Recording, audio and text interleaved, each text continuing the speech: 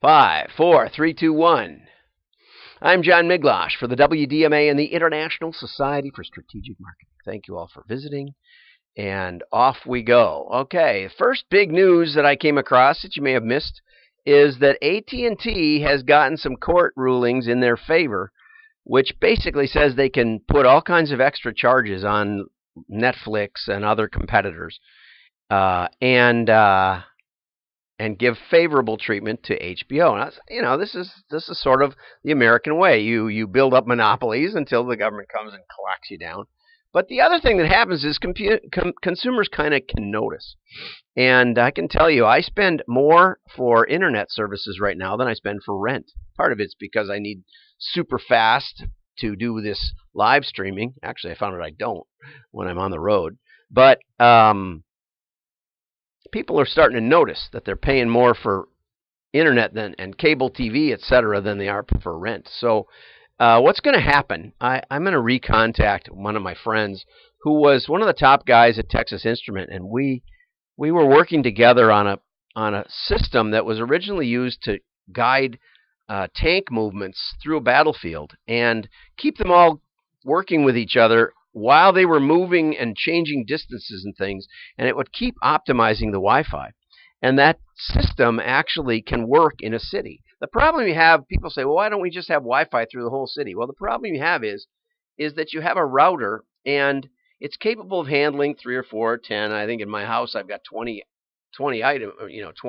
devices, and it can keep that straight. But the more devices there are, the more noise there is that it's not listening to this one device. This second device interferes to some extent with the first device. So you have to get really good tuning, and you can't just amplify the signal because that increases the noise. So it's very, very interesting. So what's going to happen is, I believe, what's going to happen is there are going to be competitors. The big thing throttling competition these days is your local government. Your local government made a deal with Time Warner or somebody else to give access to the telephone poles. And Google's already announced that they'll put up fiber optic to your house if the city council will let them. The next fight is over the telephone poles. Who's going to control the telephone poles? Does the city? Does the utility? Who can, because they're on a city right of way. And so your city government is giving AT&T the ability to throttle the internet. It's not about net neutrality. It's about your city government. So go talk to your city officials and see how much kickback they're getting from that local cable company that you are so loyal to. Anyway, on that note, that's where it's going. That's the magic of capitalism. Okay, so it turns out that, Richard, I hope you're with us today. It turns out that there were some gaping potholes in a town in Russia, and a team of creatives, I should highlight creatives, they were from an ad agency.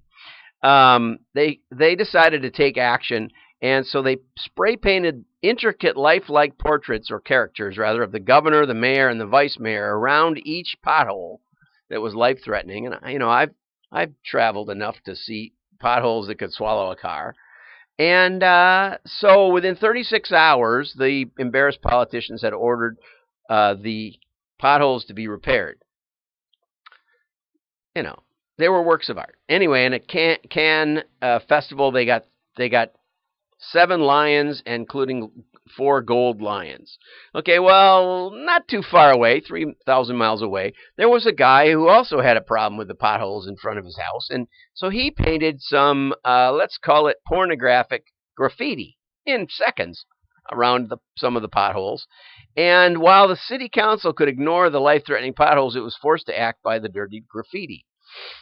So, the question that Richard asks is, which approach is more effective? Well, actually, they were both effective in getting the potholes fixed, but one was done in seconds, likelihood of getting caught, nil, equal effectiveness.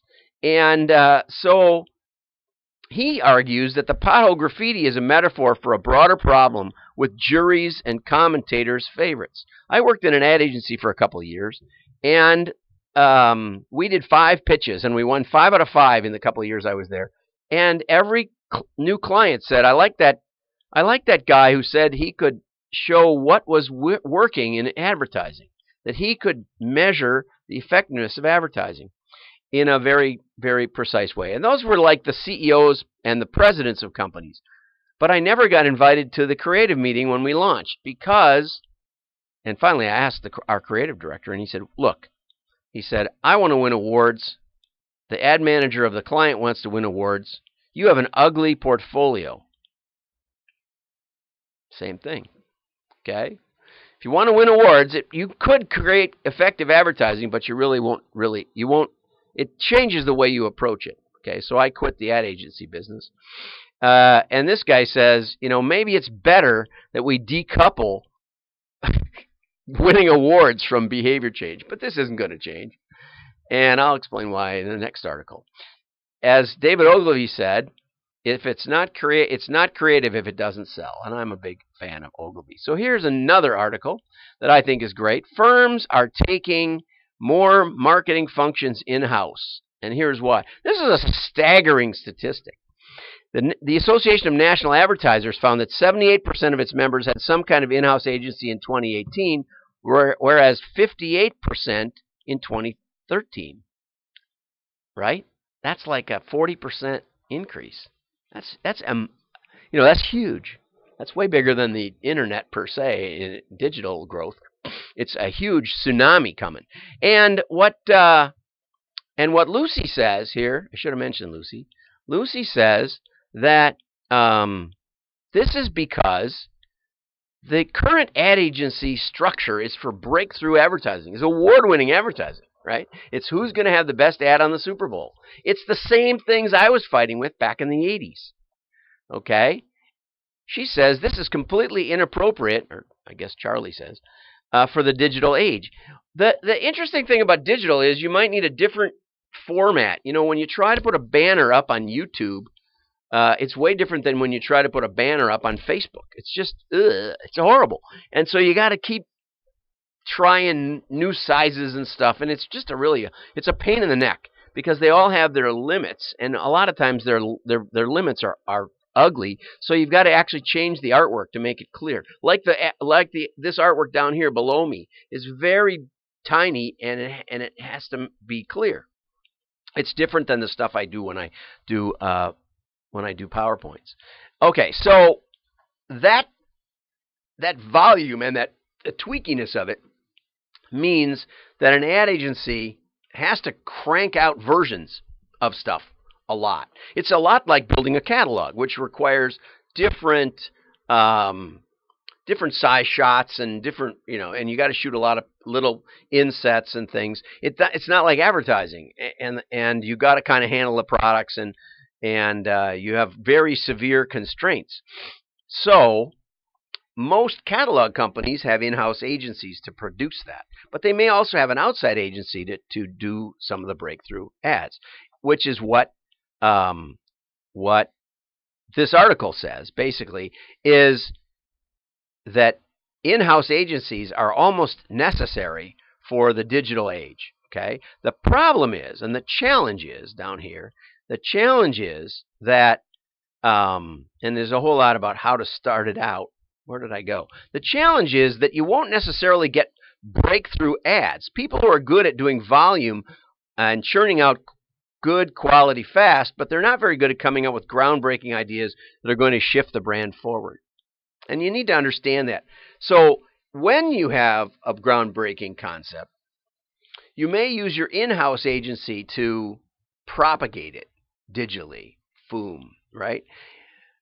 But you may need two different teams. You may need an in-house team, and usually that's the case also with omni-channel marketers who are like in catalogs and also out into retail or some other channel where they do regular mass media or some other thing. So don't be afraid to separate the functions a bit. Okay, it's a different kind of mindset to produce lots and lots of minute variations than it is to come up with a breakthrough concept. In the pothole story, I think one represents the winning concept of winning the Super Bowl. The other one gets the job done. You need a balance. You need some of both usually. I'm John Miglosh. You're watching the only live daily marketing news show in the world. So share it with your friends. Share that link. Hope I'm thought-provoking today. Have a great day.